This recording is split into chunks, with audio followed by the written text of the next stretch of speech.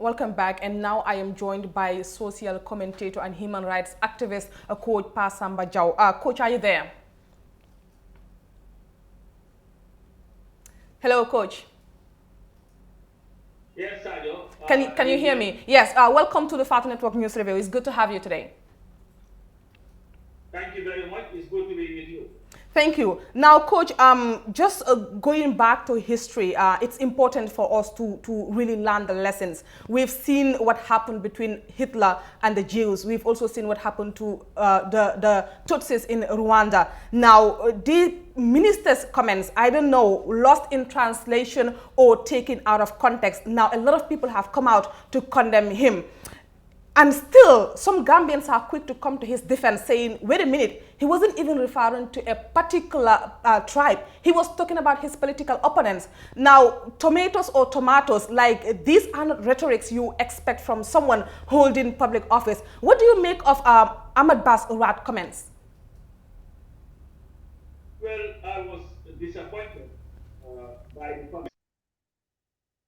Because in 2005, when Yaya Jammeh referred to NAD as donkeys, we all condemned him because we felt that it had no place in our politics. In 2012, when Yaya Jammeh referred to the opposition as dogs, we condemned it because we felt it had no place in our politics. Now, Ahmad Ba's utterance is very disappointing given the fact that he must understand and have understood what we are fighting against, the politics of dehumanization. Even if you take the tribe out of it, you cannot dehumanize your opponents by calling them rats. To me, you see, the situation that Gambia is in, the 2021 elections will be the most charged elections for a very long time. So it is important for our leaders to measure their language so that they will not fan the flames of discord and bring the stability of our country into this defeat.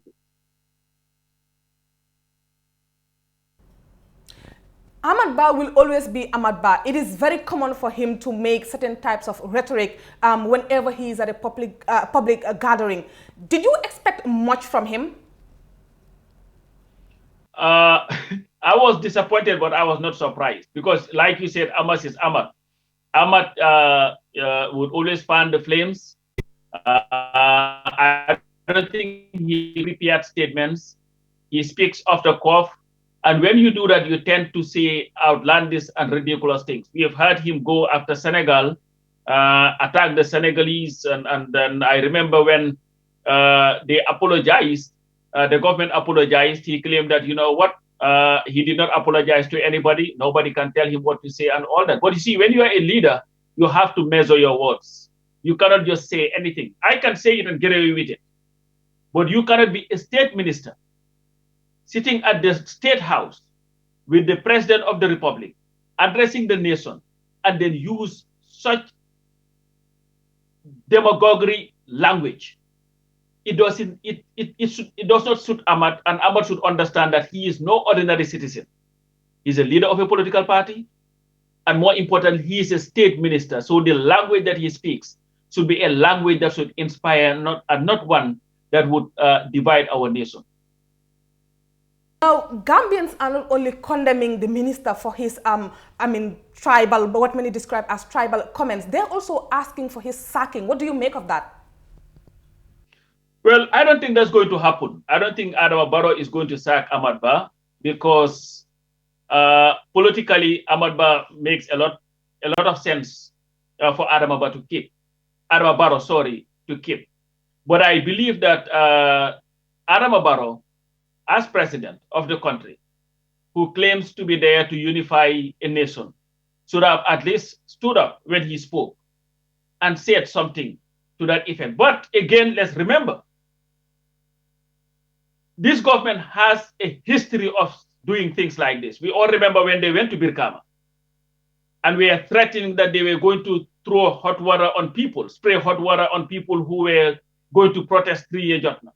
It was said in the presence of Adama Barrow, sorry. And when serious remarks were made against his opponents, he would laugh at them. He would never condemn such a thing. But Mr. Barrow should also understand that such comments are beneath his office and his government. And he should at least tell his people, listen, we can win elections without having to go this low. Because it's disgusting, some of the things that they say, but this is not the first time that it has been said in his presence, and he had done nothing against it. So I don't expect him to sack Ahmad Bah. I don't even expect him to reprimand him in any way. And do you expect Ahmad to have the decency to resign? Ahmad is not going to resign. If you know Ahmad, Ahmad is not going to resign. I don't think it is in him to resign, and I don't think it is in this government for anybody to resign like that.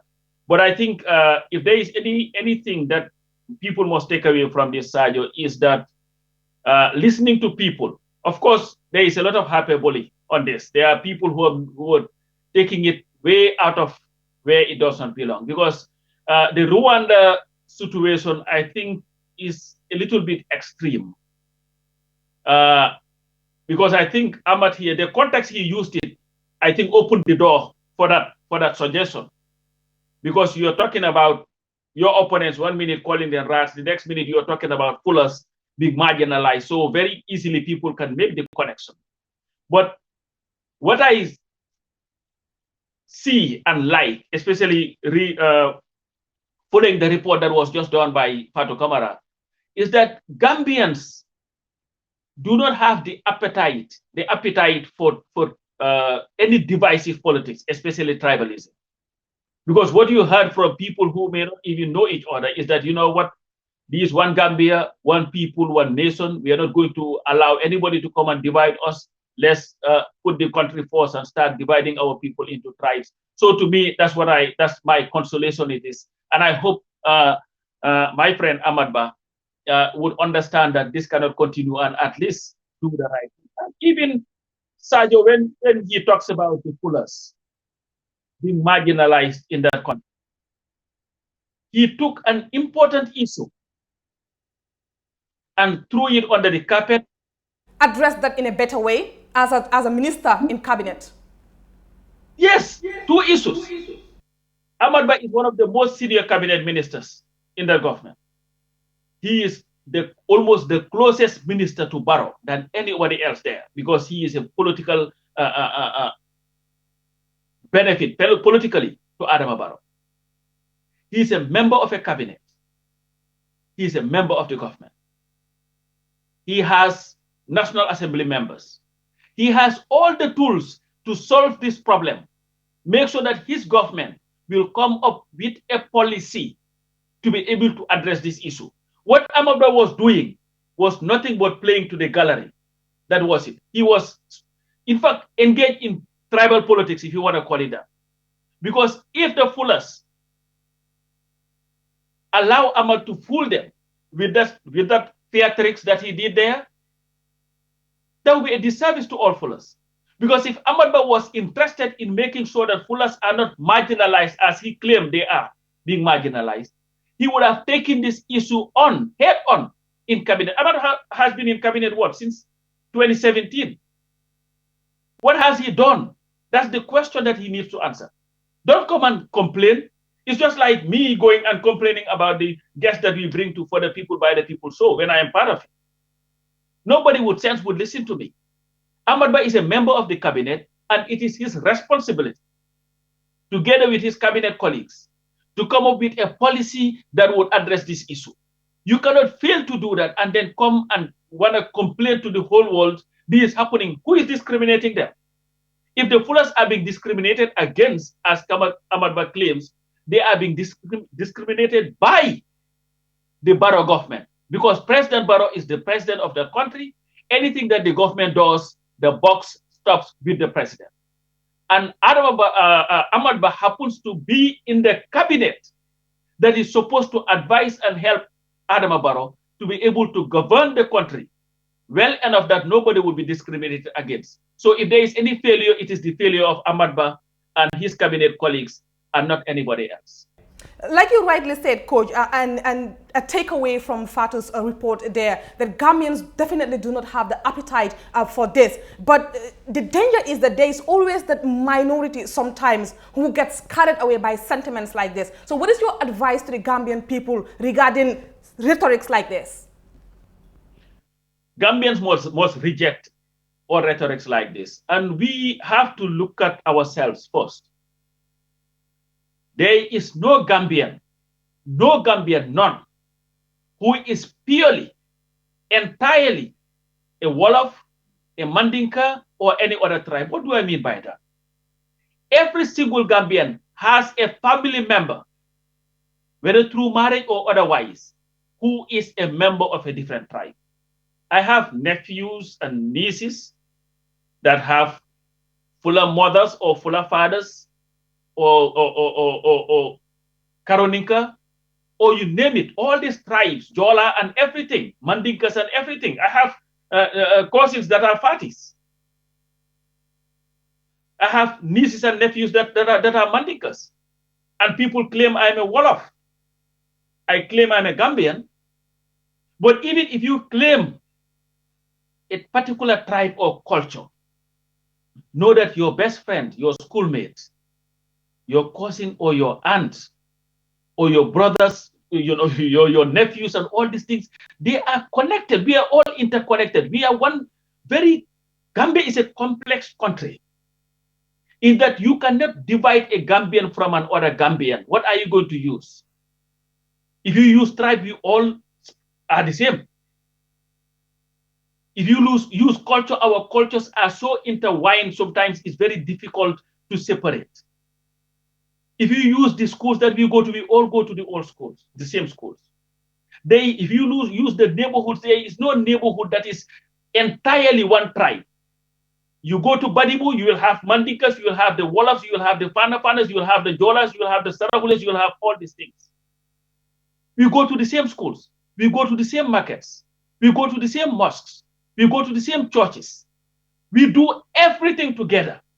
Why must we allow anybody to divide us just so that that person would get to the helm of becoming a president of a country?